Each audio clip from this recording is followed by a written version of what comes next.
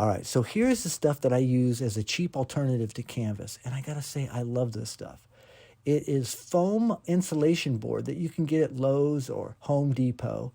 And you can get a 8 by 4 foot sheet of this stuff for around 18 to 20 bucks. And what's great is, as I'm showing right here, is you can paint on both sides. You just need to get them prepped up and ready to go, which I'll show you how to do later in this video. What I do want to tell you is these are not recommended at all for oil paints. This is only for acrylic and water-based stuff. So if you're using oils, you can just turn this off right now. But if you want to get a sheet of this stuff just to play around with, Home Depot sells these 2 foot by 2 foot, 1 inch thick little sheets for about $7. I really love it, but there are some drawbacks.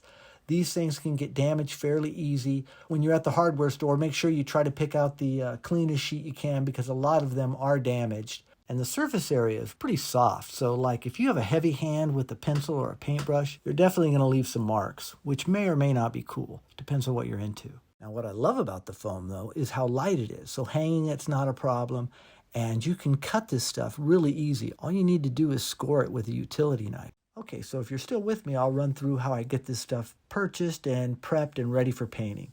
For me, I've got a smaller car, so I need to cut these sheets in twos in order to be able to get them home. So I always bring a utility knife with me to the hardware store. As you can see here, I've got a piece of wood from the wood section so I can get a straight line. Also, when I'm at the hardware store, I go to the paint section and I look for their oops paint, which is really their paint that was mixed wrong or someone was returned. You can get some really good deals. You can see I got a gallon of almost pure white paint here for $9, which is quite a deal, and I'll use it to prime these things.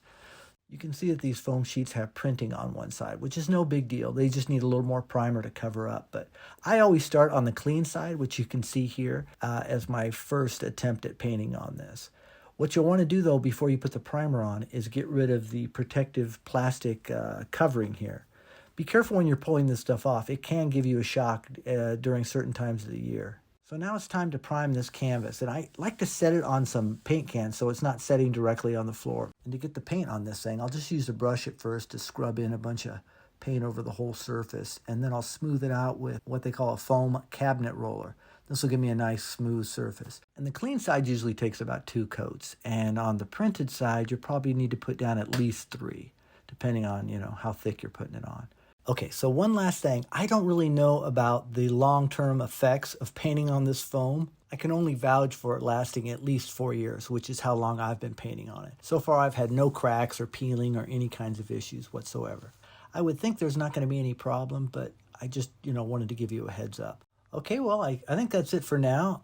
If you like this video, please give me a thumbs up and maybe subscribe. And if people like them, I'll try and get some more of these videos made. I have a few other cost-saving tips and tricks that could benefit all us starving artists. All right, thanks for tuning in, and I'll catch you later.